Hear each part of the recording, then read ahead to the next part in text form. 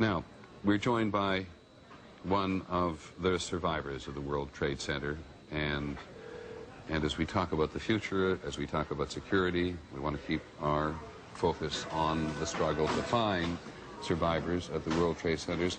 Marlene, can you hear me? Yes, I can hear you. You're in a hospital bed at Bellevue, are you? Yes, that's true. Somebody told you to hold your head up so you can talk to me. Are you uncomfortable? No, I'm okay. I'm feeling a lot better. Yeah, okay, because if you want to put your head back, please do. No, it's okay. Okay, so tell me how you're feeling. How did you get there? What happened to you? I worked for the Trade Center, one of the carpenters, and I was going to go do a job.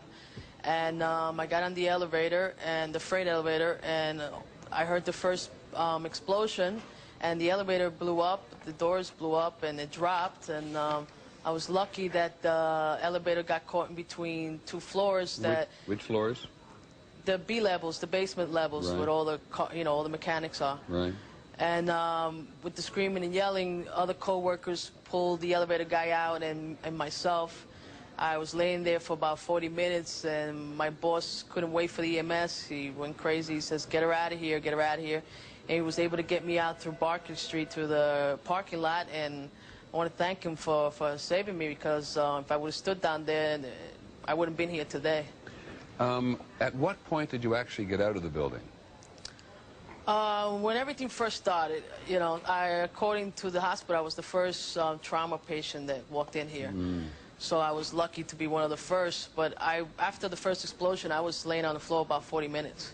And how well do you know that subterranean part of the World Trade Center? Well, I worked for the building for 15 years. I think I know it from the back of my hand. Really, I didn't expect this bombing to occur after the first one, since I was in the first one also. Right. But when I heard that explosion, that's the first thing I thought was, here we go again, another bomb. And as you lie there, and we're very glad that you've survived, obviously, how hurt are you at this point? Well, I'm doing much better. My body feels like a truck fell on me, but I'm hanging in there. My leg is sprained. They thought it was broken, but lucky it's not broken. So I just need some therapy, and I'll be okay in a week or so. So you were incredibly fortunate. Tell me. Yes. As you lie there thinking about the investigation and the attempt to find other people in that subterranean world of the World Trade Center, on which so much of the Trade Center collapsed, are you hopeful? I am hopeful, yes, especially after 15 years working there. It's not just co-workers you worry about, but all the people you work with, the companies, the people you know after so many years. I pray and hope that, as much people possible survive. Do you think it's possible that people have survived in the underground tunnels there?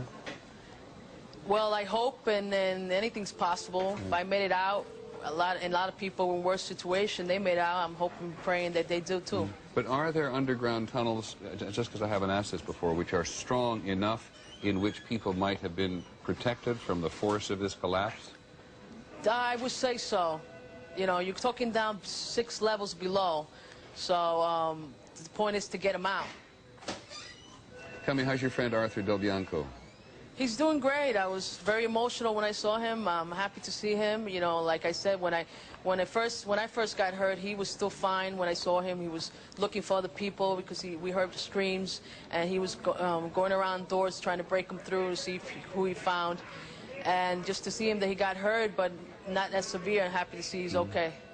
Because he's with you, I gather, there in the hospital, right? Yes, he is. Yeah. I'm just really curious, just one thing. This is really a very trivial thing. That's a nice Bellevue sign they put up behind you. That poster they put up behind you saying Bellevue Hospital, where you are? Right. Somebody come along and put that up? I don't know. Yeah, I guess so. I don't see what's behind me.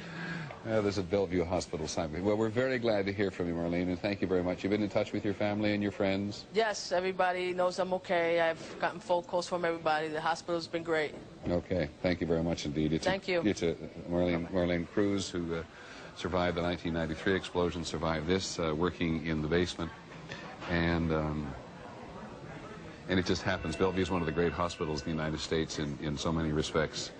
And when you go somewhere to do an interview, somebody always thinks they'd like to have something saying exactly who it is behind the people who are being interviewed. Absolutely appropriate. Let me just move on to a couple of small pieces of news. There's a little bit of confusion about the football schedule.